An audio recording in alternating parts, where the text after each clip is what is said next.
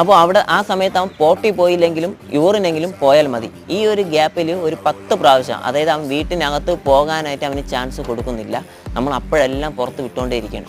അങ്ങനെ മിനിമം നമ്മൾ ഒരാഴ്ച കണ്ടിന്യൂ ചെയ്ത് കഴിഞ്ഞാൽ അവൻ യൂറിൻ പോലും വീട്ടിനകത്ത് പോകുന്നില്ല എങ്കിൽ നമ്മൾ ആ ഒരു 10 പ്രാവശ്യത്തെ കട്ട് ചെയ്തിട്ട് 8 പ്രാവശ്യം അടുത്ത ദിവസം കൊണ്ടുപോകാൻ ശ്രമിക്കുക. അപ്പോൾ ഈ 8 പ്രാവശ്യം പോകുമ്പോഴും അവൻ കറക്റ്റ് ടൈമിലാണ് പുറത്ത് പോകുന്നത്, അവൻ കൺട്രോൾ ആകുന്നുണ്ട് എങ്കിൽ അത് നമ്മൾ 5 പ്രാവശ്യമായിട്ട് ടോയ്ലറ്റിന് കൊണ്ടുപോകാനായിട്ട് ശ്രമിക്കുക. അപ്പോൾ ഈ രീതിയിൽ നമ്മൾ ടൈം കുറച്ച് കൊണ്ടുവരുമ്പോൾ അവൻ എന്ത് ചെയ്യും, യൂറിൻ പോകുന്നതായിരിക്കുന്നാലും ടോയ്ലറ്റ് പോകുന്നതായിരുന്നാലും അവൻ കൺട്രോൾ ചെയ്യാനായിട്ട് ശ്രമിക്കുക എന്നുള്ളതാണ്.